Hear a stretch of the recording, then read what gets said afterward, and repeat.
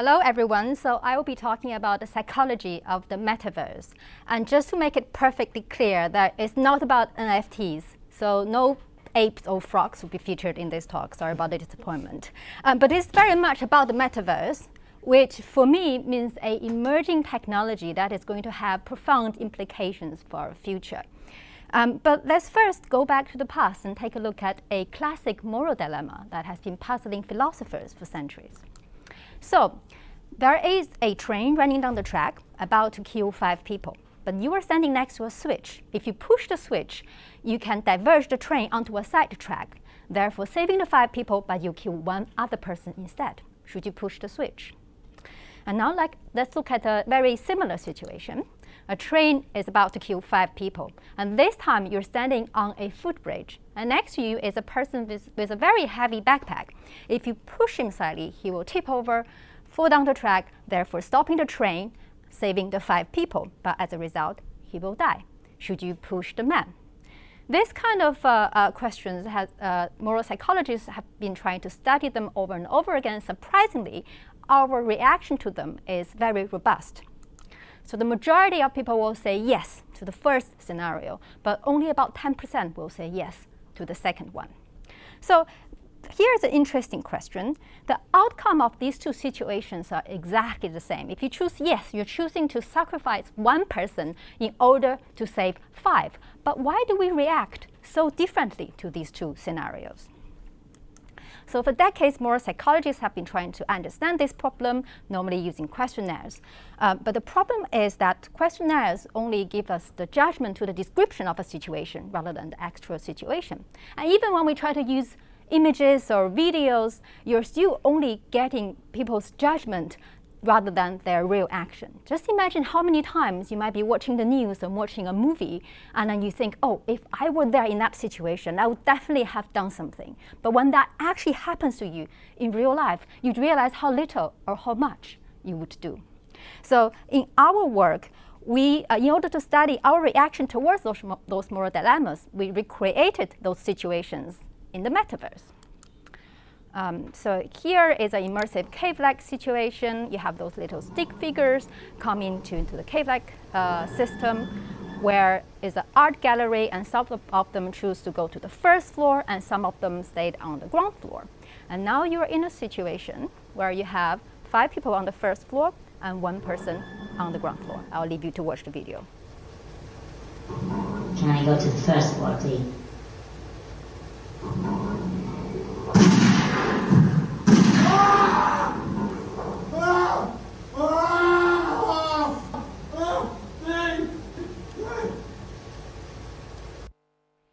We have also conducted this experiment in both the immersive VR system and the desktop system. The 2 systems are exactly the same with the same interface. The only difference is the level of immersion. And here's our result. So basically, in the cave-like situation, about 1/3 of participants immediately brought the lift down, choosing to sacrifice 1 person in order to save 5. But what we noticed is a lot of them quickly shift the person to position C, but then they quickly took some other action and brought the person down back to position A. So we also looked at the final position, which is where they left the lift for more than 5 seconds. And in this case, the majority of the people in the cave-like system actually chose to bring the person downstairs, sacrificing 1 to save 5. So this basically shows that our questionnaire, our cave result is actually similar to what we find with questionnaire results. But it also shows that more than half of the participants in the cave-like situation actually had a change of mind. Maybe they did something and then they panicked, they then did something else. So basically, people in the VR situation were more likely to make mistakes. It could be because in VR, the experience is more visceral, more real, so they're more likely to panic. And we found something else which we didn't quite expect. So after their experience either with the desktop or the cave-like situation, we gave them the classic moral dilemma questionnaires. And the question of should you push a man down the footbridge, 1/3 of participants who have done the cave situation chose yes, and this is significantly higher than the desktop situation. And we think this is very interesting. This is evidence basically showing that after the immersive VR experience, participants became more willing to sacrifice one in order to save the 5. They became more utilitarian. This is slightly unexpected, but it also makes sense, as we all learn from our experience in reality. And in the immersive VR technology, it is capable to deliver an experience that is so real that it actually shifted participants' perceptions. So how does virtual reality work? Before jumping into the topic of VR, I have another question for you. Which one is longer? I'm going to play the video, which hopefully shows. So despite knowing very well these two pieces are exactly the same, we can't stop ourselves thinking that the one on the left is longer. And this is called an illusion. And VR is nothing but an illusion, but it's supported by technology. So my definition of VR is that through real-time tracking and graphics, VR taps into our interface with reality. And by replacing the world around us with simulations, it can trigger illusions that could reshape and challenge our belief of the world we live in. So technically, when you put a VR headset on, 3 things happen, as summarized by Professor Mel Slater back in 2009. First, you have 3D vision. You have one image in front of each eye. That's how you see 3D. And secondly, there is no escape. It's literally in your face. So you're trapped inside a simulation, just like how outside of VR, we're trapped in reality. Last but not least, VR provides sensory motor contingency. In real life, as we move our body, our brain constantly integrates visual inputs with our movement to automatically develop our perception of reality. And thanks to tracking technology, we're able to update graphics in VR to match our movements. So in VR, when our vision and motor system work together exactly the same way as they do in real life, we have this strong feeling of being somewhere else. Or in a social interaction, we have the strong feeling of being with somebody else. And that's how I started in VR. I'll play another short video. That shirt looks great on you. How much was it? I think it was about £20. It's quite cheap. Thank you very much, though. You look very nice too. Oh, thank you very much. This is something I developed more than 15 years ago. And as you can see, she paid a compliment to him, and he enjoyed it and paid a compliment back. He swings his body left and right. He's really enjoying the social interaction. And that's exactly was our intention. We wanted to use VR to create a positive, happy social interaction with the idea that we can hopefully use it as psychotherapy for those who struggle with social interaction. So hopefully they can practice, they can interact with virtual characters, so they can build their confidence until they're ready to embrace the real world again. We have also been working with medical doctors on using VR to develop scenarios to help them to train to communicate with their patients. And this work was about antibiotics prescription. I don't have time to go through the background, but basically it's about dealing with demanding patients, and medical doctors can practice their consultation skills with our virtual patients over and over again so that they can deal with real patients better. We've been also working with Oxford Psychiatry on using VR to study smoke cessation, about using cue exposure therapy. So basically, for those who try to give up smoking, when they are doing that, they go to the pub, they see somebody else smoke, and they have a beer or they see an ashtray. It triggers their craving for nicotine. And if at this moment they're then offered a cigarette, they go back to smoking, right? So we developed a scenario in VR where we have all these cues, but in a very controlled environment. So they can sit down, put a VR headset on, go through the scenario, maybe with a therapist next to them as well, to really help them deal with the anxiety this might trigger. And if they do it over and over again, they will be desensitized to these cues, and it will break the association between seeing the cues and having access to a cigarette. So I just want to emphasize that VR is not only just an immersive display. Most VR headsets now come with the capacity to also track our hands, so we can drive the body language of our avatars. And this is very important. And I have spent the majority of my lockdown inside the Metaverse quite a lot. We had our student welcome week in Outspace. I attended international conference social sessions in Mozilla hubs. We had project meetings with partners over the world in Engage, and we had our lab social in Rec Room, where we were playing paintballs and shooting at each other, which was really fun. And we were just like using our body as we do in real life, which was really important, in particular during a time when everybody was deprived of social interaction during the lockdown. And it is just a matter of time before we can also have facial expression inside VR as well. So the new headset now comes with the capacity of eye tracking and lip trackers, so we can drive our virtual character's face with our facial movements as well in real time.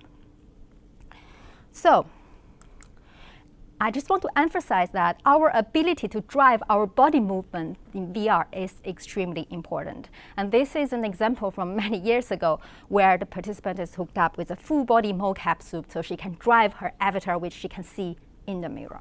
And in this case, the avatar is of a similar gender and race and appearance as the participant, but you can easily use the same setup to put the participant into the body of someone very different from her. So VR can transform not only where you are, but who you are. And neuroscientists actually have been trying to study this for many years as well, mainly through visual tactile synchrony.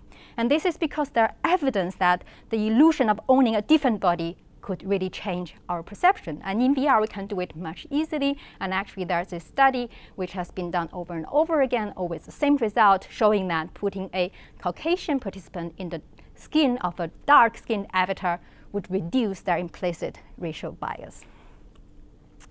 So, come to the kind of concluding slides.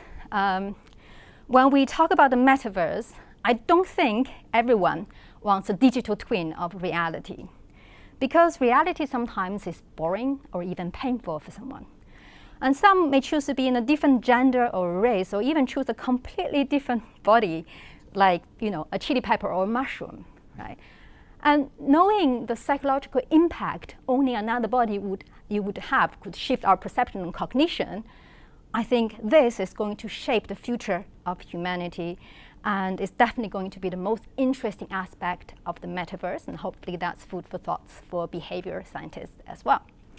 And we have a team of brilliant VR researchers in our lab who are more than happy to help you design the metaverse you want for your research. And we do enjoy meeting with each other in real life as well. Thank you. Oh, wow. That was amazing. That's amazing. Sylvia, thank you very much indeed. I mean, absolutely superb. I've got to ask a question first before I take the Slido questions. That fact that your judgment in the trolley car problem is disproportionately affected by a VR experience. And it could be consistency bias, but it carries over in a way that it doesn't from two dimensions, if I'm right.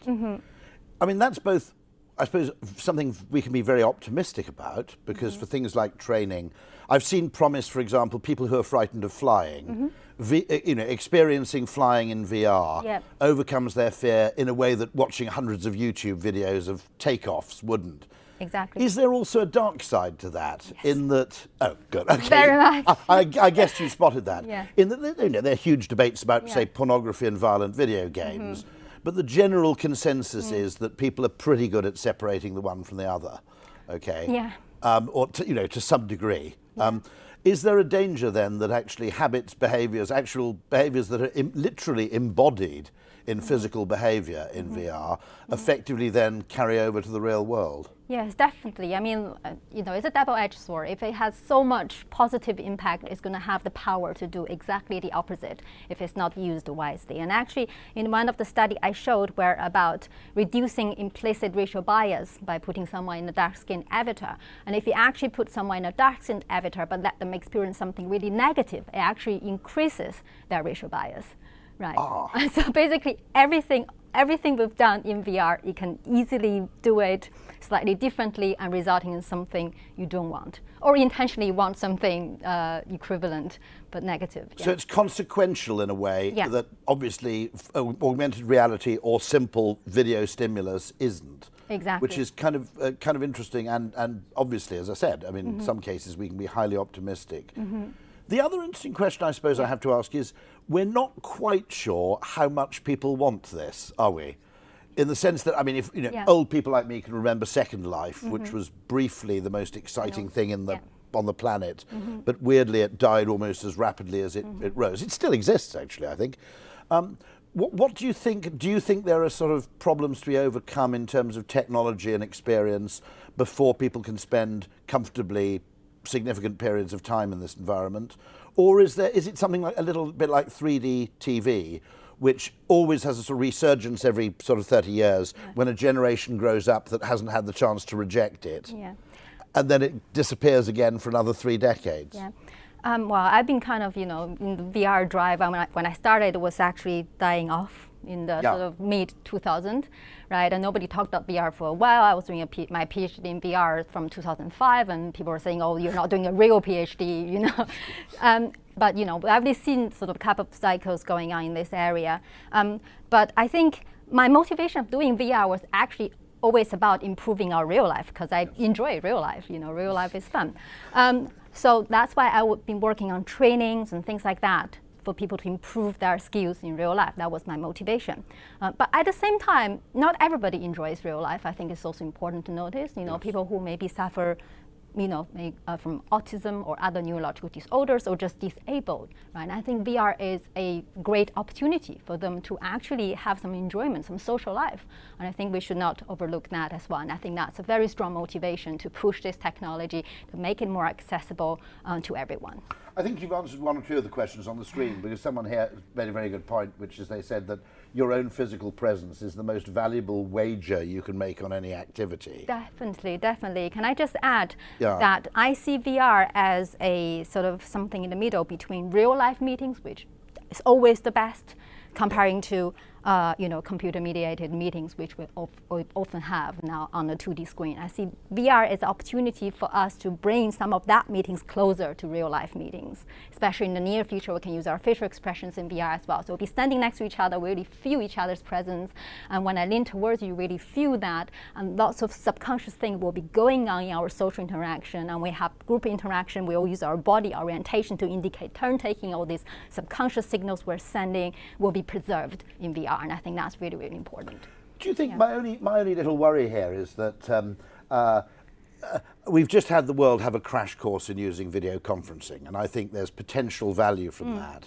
I slightly worry that sometimes some of this is obviously driven by Facebook needing to build a defensive moat, essentially, by investing in this heavily to prove that they won't be blindsided by some new technology that may supplant them. Yeah. There's a little bit of me which thinks that futurologists are always keen on the thing, the next thing. And actually we could spend some time usefully over the next 2 years perfecting our use of fairly standard video technology and also improving the hardware for that before we move on to this. What do you think about that? That's my Luddite, inner Luddite speaking, if you like. So I don't think there are lots of technology is shifted in building the metaverse. I think video conferencing is going to be there to stay, and it's really great for like climate change reasons, so we all fly less and everything. But very often we would have a meeting, video conferencing meeting, maybe 5 or 6 partners, and afterwards we have a social session inside VR. And that's really when it makes everything a lot more organic, more wholesome. We'll get to sort of socialize with each other. And a lot of the times, that's then afterwards what I remember. I wouldn't remember anything discussed on the 2D conference. For some reason, my memory doesn't really work in those situations as well as in real life. But in VR, I felt because of the spatial information we're getting and because just we're a bit more relaxed, we don't have to constantly sort of focus on the screen, I was able to remember the fun we had or topics we have discussed, and it's more inspirational. And I think relationship or partnership built during that session is more valuable. Perfect. And also both and is better than either or in this case. Probably, but that, I mean, as I said, the audience will get the chance to experience this in the Nudgeverse later today. Will you be joining us in the Nudgeverse? Yes, You will. I will. Well, that's even better still. Looking forward Sylvia, to it. all I can say is thank you very much indeed. That's Thank you. fantastic. Just one favour. If you want to keep Nudgestock free, click the like button because the algorithm likes it, and click the subscribe button too. The algorithm likes that, and unlike the like button, it's actually useful because you'll get notified of future content from Nudgestock whenever it becomes available.